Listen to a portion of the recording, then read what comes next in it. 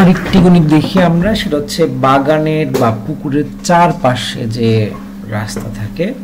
তো এখন এখানে একটা বাগান দেওয়া আছে, যে বাগানের দৈর্ঘ্য হচ্ছে 40 মিটার, প্রস্থ 25 মিটার এবং এর ভেতরে চারপাশে 1.3 মিটার চওড়া একটি রাস্তা আছে। এখন আমাদের প্রথম প্রশ্ন হচ্ছে রাস্তার ক্ষেত্রফল নির্ণয় করে, এটা হচ্ছে প্রথম প্রশ্ন। তা আমরা প্রথমে ক নাম্বার প্রশ্নের উত্তরটা যদি দেখি, তাহলে দেখবো যে আমাদের বাগানে আমরা লিখে নিব, দেওয়া আছে বাগানের দৈর্ঘ্য 40 মিটার, বাগানের প্রস্থ 25 মিটার এবং রাস্তার প্রস্থ 1.3 মিটার। এখন আমাদের মেইন বিষয়টা হচ্ছে সম্পূর্ণ রাস্তার দৈর্ঘ্য, মোট দৈর্ঘ্য নির্ণয় করা। মানে আমি যদি রাস্তার সম্পূর্ণ মোট দৈর্ঘ্যটা নির্ণয় করতে পারি, তাকে প্রস্থ দিয়ে গুণ করে দিলেই হচ্ছে রাস্তার ক্ষেত্রফলটা পাবো। তো আমরা এই দৈর্ঘ্যটা নির্ণয় করব কিভাবে? হ্যাঁ, আমরা একটা জিনিস বুঝে নিই আগে।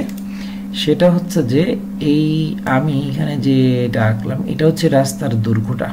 দৈর্ঘ্য বরাবর যতটুকু রাস্তা আছে, আমি ব্লু কালার করে দিলাম, এটা হচ্ছে দৈর্ঘ্য বরাবর যতটুকু রাস্তা আছে। দৈর্ঘ্য বরাবর দুই দিকে রাস্তা আছে, উপরের দিকে আর নিচের দিকে। যখনই আমরা দৈর্ঘ্য বরাবর দুইটা রাস্তা পাচ্ছি, দুইটা রাস্তারই দৈর্ঘ্য কিন্তু 40 মিটার, এইদিকে এদিকেও 40 মিটার। সো আমরা এখানে একটা কাজ করতে পারি, আগে এইটুকু লিখতে পারি 2 গুণ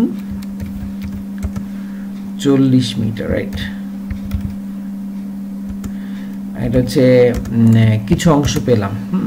এখন এই যে সাদা অংশটা দেখা যাচ্ছে, এখানে সাদা অংশ দেখা যাচ্ছে, তো এখানে আমরা বাগানের প্রস্থ জানি 25 মিটার, কিন্তু এই সাদা রাস্তাটুকু আর 25 মিটার নেই।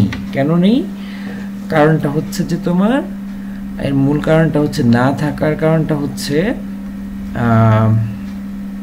আমরা খেয়াল করি, এইখানে আমার একটু এই 25 মিটার, এখান থেকে সম্পূর্ণটা হচ্ছে 25 মিটার, রাইট? আমার একদম টোটাল যে রাস্তাটা, এই প্রস্থ বরাবর যে রাস্তাটা, সেই রাস্তাটা পুরোটা হচ্ছে এখান থেকে একদম এই পর্যন্ত।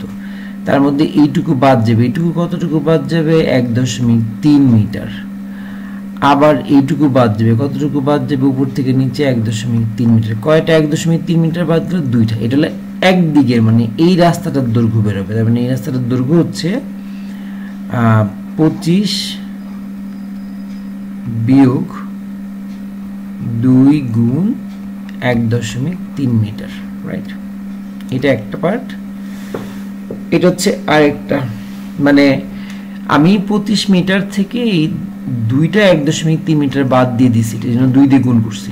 কিন্তু এরকম রাস্তা কয়টা আছে? এই একটা আর এই পাশে একটা, তাহলে এটাকে আবার 2 দিয়ে গুণ করে দিব, রাইট? তাহলে এখন আমরা কত পাচ্ছি আসলে? এখানে রাস্তার প্রস্থ পাচ্ছি, এখানে পাচ্ছি 80 মিটার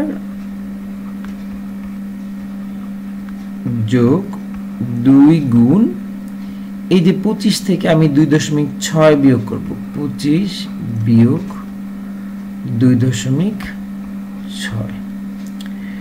বা আমরা এরকম বলতে পারি 80 মিটার যোগ 2 গুণ 23 থেকে 0.6 যদি ভাগ দিয়ে দিই, তাহলে থাকে হচ্ছে 22.4 মিটার, রাইট? সো তোমার এটা হচ্ছে, সো 80 মিটারের সাথে আমরা এখন যোগ করতে পারি এখানে 44.8,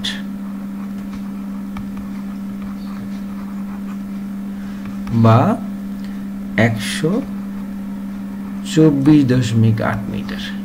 এটা হচ্ছে রাস্তার মোট দৈর্ঘ্য, মানে এই রাস্তা এইটুকু যোগ এইটুকু, তারপরে আবার এইটুকু এবং এখান থেকে এই পর্যন্ত, এটা হচ্ছে 124.8 মিটার। মানে টোটালি আমি চারদিকে 1.3 করে চারদিকে বিয়োগ করেছি পরিসীমা থেকে।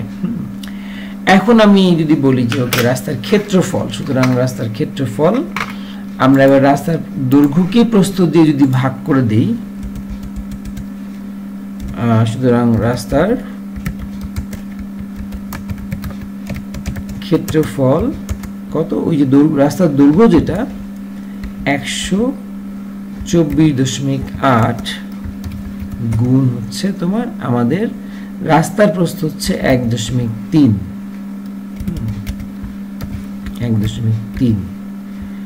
এত কি হবে? এত বর্গ মিটার, রাইট? এটা হচ্ছে আমাদের রাস্তার 100, তাহলে গুণ করলে কত হবে? গুণফল হবে 162.24 বর্গ মিটার, রাইট? এটা হচ্ছে আমাদের রাস্তার ক্ষেত্রফল। হ্যাঁ, সো এটা এই হচ্ছে ক নাম্বার প্রশ্নের উত্তর। তাহলে এবার রাস্তার টাইলস লাগাতে মোট কত খরচ হবে সেটা হচ্ছে 162.24 বর্গ মিটার হচ্ছে রাস্তার ক্ষেত্রফল, এবং প্রতি বর্গ মিটারে টাইলস বাবদ খরচ 750 টাকা।